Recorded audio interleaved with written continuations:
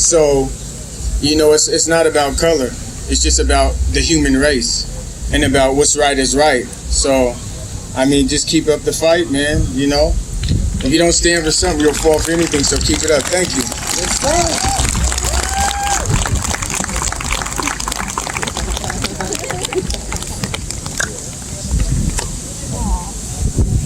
All right, I'm gonna bring up some old school knowledge, man, and pay attention and listen, please. How y'all doing? Somebody lose a phone? If it's yours, it's over here. Anyway,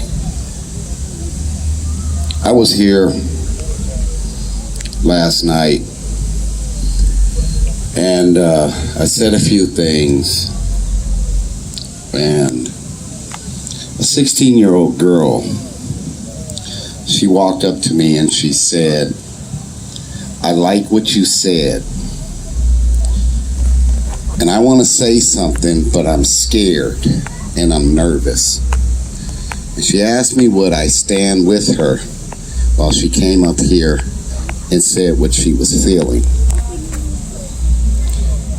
And when I left here and I got home, I've only had 2 hours sleep because I can't sleep. What she said was, all her life, she's heard about what police have done to people. But she's always figured, why even bother? Because nobody cares. And if that's how our 16-year-olds are thinking, we are so fucked up. I think I'm going to be able to sleep because I thought about something. I see all these people out here, and I know people have kids. And my regret is that I didn't tell her, write those feelings down and mail them to the police chief, mail them to the mayor, mail them to the governor. They need to know how our kids feel because they're suffering too.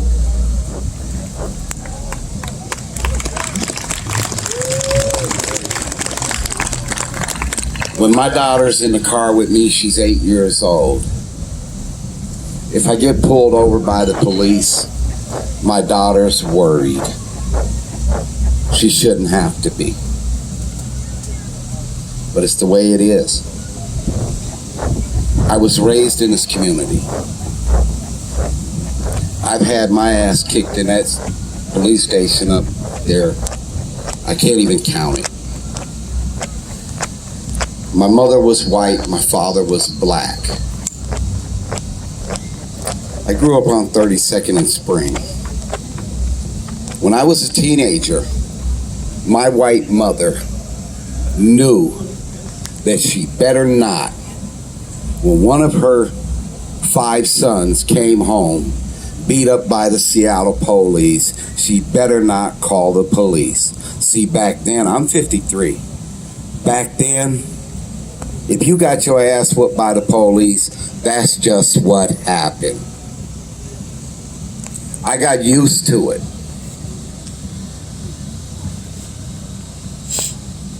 When you pull the trigger on a 9mm, that bullet travels 142 feet a second. I've known that since I was 16 years old. Because there was a Seattle police officer that bothered me every time he seen me. But he was fat, and I could run. But one day he came up silently, and when I heard the door close and I turned around and I went to run, he pulled his gun and he said, "Can you run 142 feet a second?" That's how I know that.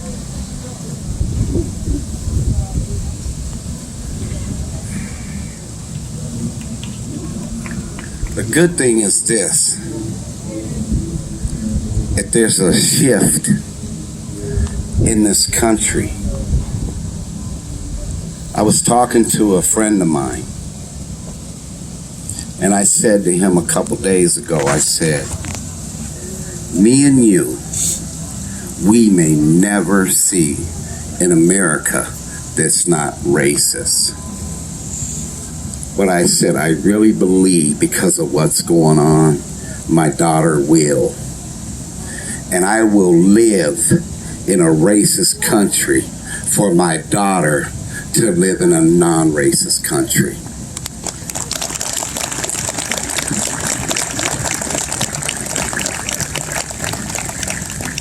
You know, I've heard people say white folks need to shut up and listen to black folks.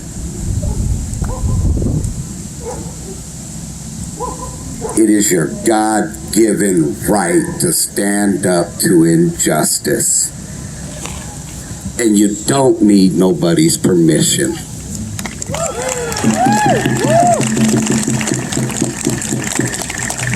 Moving forward, if I see a white person being treated with injustice, I'm gonna say something. I'm gonna say something. It's my right. You know, Donald Trump. Wait a minute, hold on. I gotta do this. Got to. When I say fuck who, you say fuck Trump. Fuck who? Fuck who? Fuck who?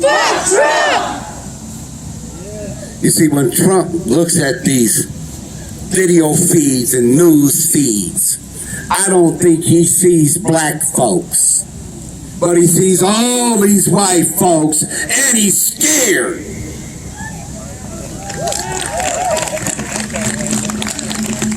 He walked in the White House with an objective to separate us, but we are right here, right now, united. Fuck who? Fuck who? In his ass.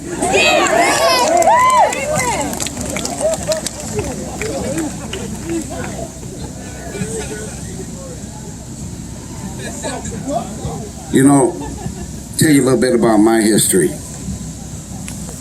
My father was white, my mother was black. My father's ancestors were slaves.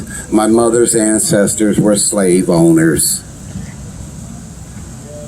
I grew up in a world where, because I'm light-skinned, used to have good hair. Wasn't black enough for the black folks, wasn't white enough for the white folks. But I'm cool with me.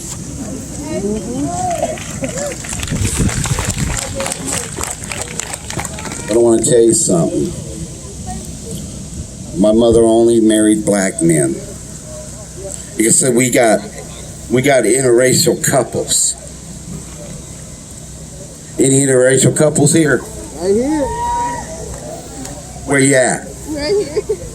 There you go. So my mother got with her first husband in 1956. My mother had a scar down her back here.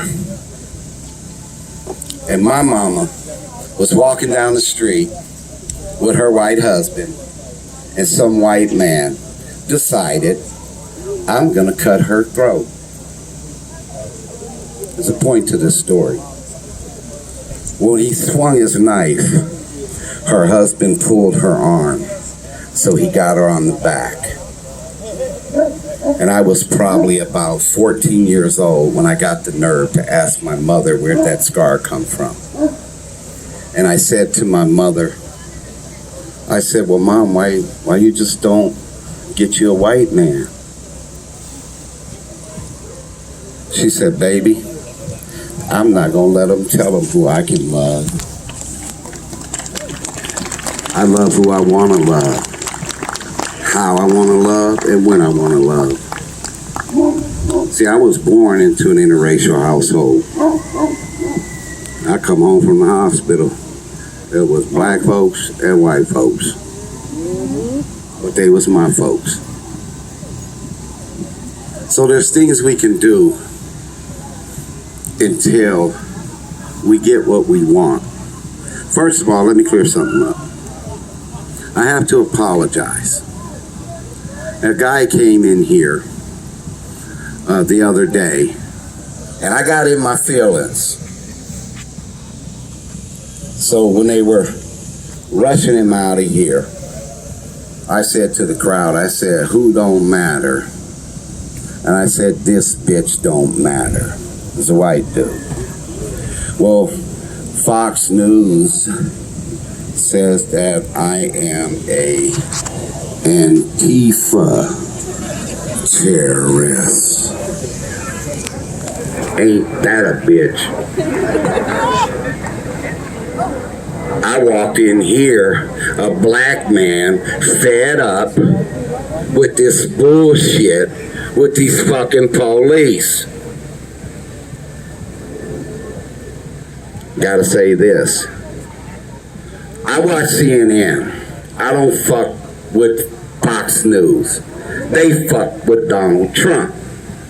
But what I do know, and I hope they live stream this, that, what is his name, Hannity? What's that motherfucker's first name? Yeah, that's Donald Trump's girlfriend. They love each other. Okay, no bullshit. So there's things we can do, okay? And it's your right to do it. When you see the police, if they're just on a fucking traffic stop and you have the time, record their ass.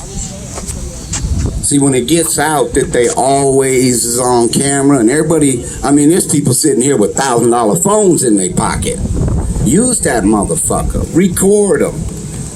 When they realize that they're always on camera, maybe they'll go tell their buddies, when you leave out the station, you're on camera. You see, in 2010, my son was beat up by a Seattle police officer. This police officer is still on the force. His name is Bradley Richardson. He told his partner that night, he said, I thought I was going to get to shoot one of these black son of a bitches.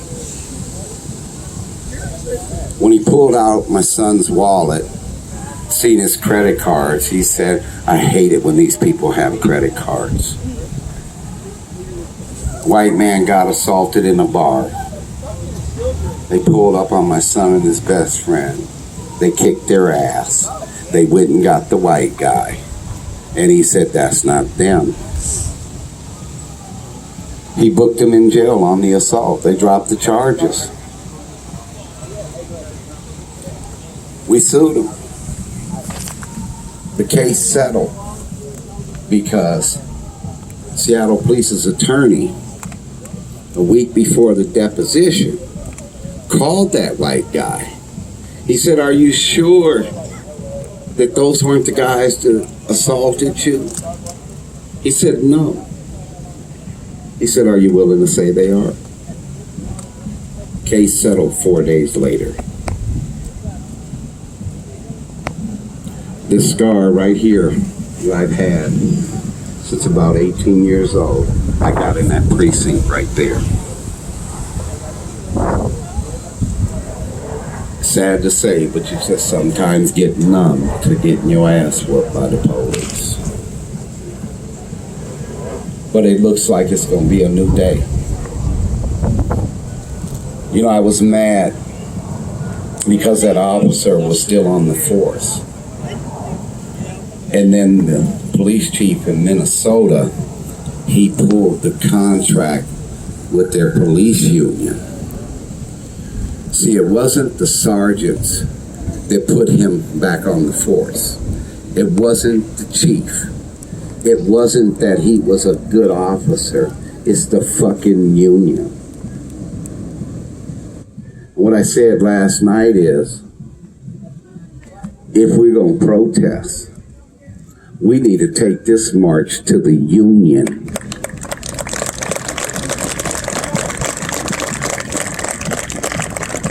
We can run them out of every police station, okay?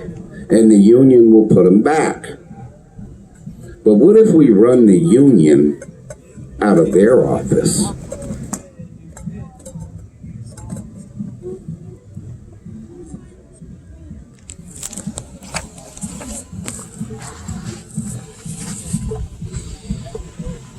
It is so good to see the support from the white community. It's amazing. That's happening all over the world. That's what I mean when I say that shift. You know, a white guy, I was walking around talking to people, and a white guy, he said, it was today, he said, I want to be involved, but I don't want to seem like I'm taking over. I said, well, why are you here? He said, I support the cause. I said, that's not why you're here. You're here because you were sitting on the couch. You watched George Floyd be killed and you got fed up. So you wouldn't sit there. You got up and you came out. I hope that's why everybody's here, is because they got fed up.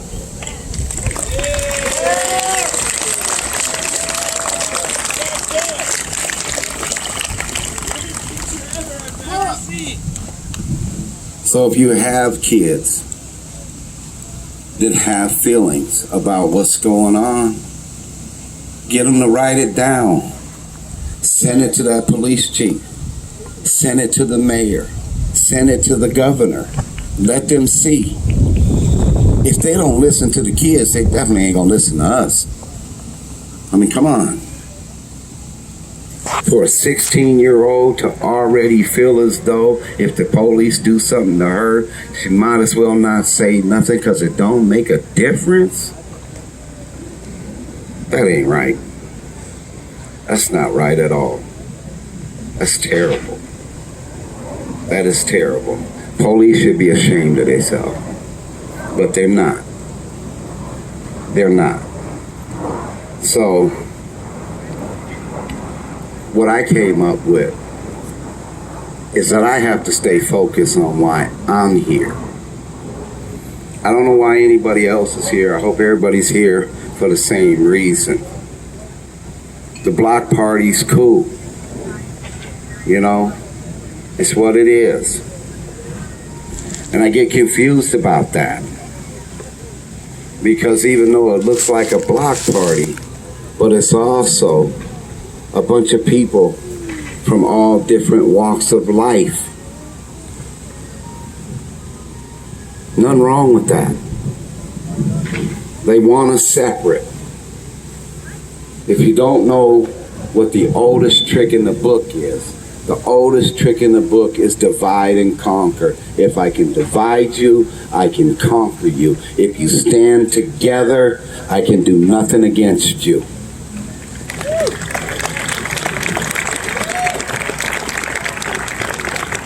The white lady told me at the march yesterday, standing there in the damn rain, she said, you know, you don't have to stand back here with us white folks. You can go up front. I said, ma'am, my mama's white. I've been standing with white folks for 50 years, 53 years.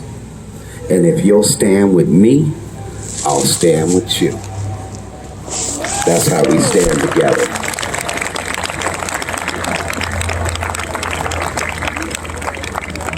So anyway, I'm crazy as hell. And I'm tired. But I had to come back today because when I left here, to hear a 16-year-old say what she said fucked with me all night long. Crazy thing about it, when I was 16 and the police kicked my ass, it was normal. It was normal.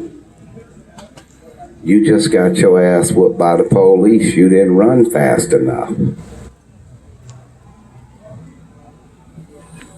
Anyway, my son is fine.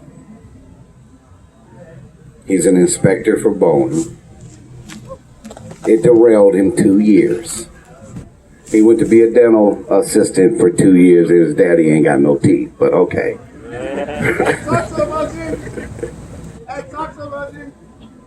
But it took me 2 years to get him to put in the application, because what he would say was, is, Dad, those white people ain't gonna hire me.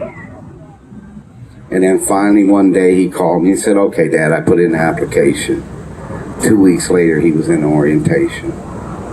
Been there ever since.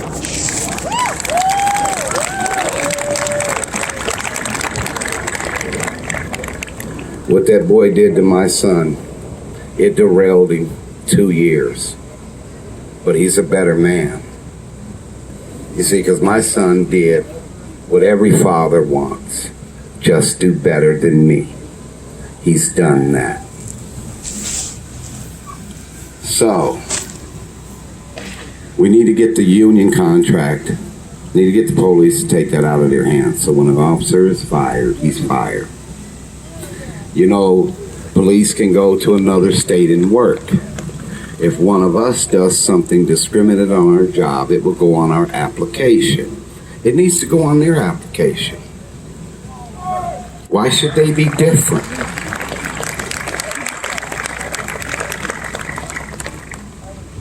I don't know when they're coming to take their streets back, but eventually they're coming. And that's it. Actually, people think they ran them out of that precinct. No, the police chief said you can't use your tear gas and your stun grenades for 30 days. So maybe we got 30 days. But if she lifts that ban today, they'll be here in an hour or so. You know, the looting and the burning of the buildings, I get confused about that. I'm against taking people's shit. Don't like to play with fire. But it was necessary because it got their attention. And now that we have their attention, we have to keep their attention. We have to make sure they take us serious.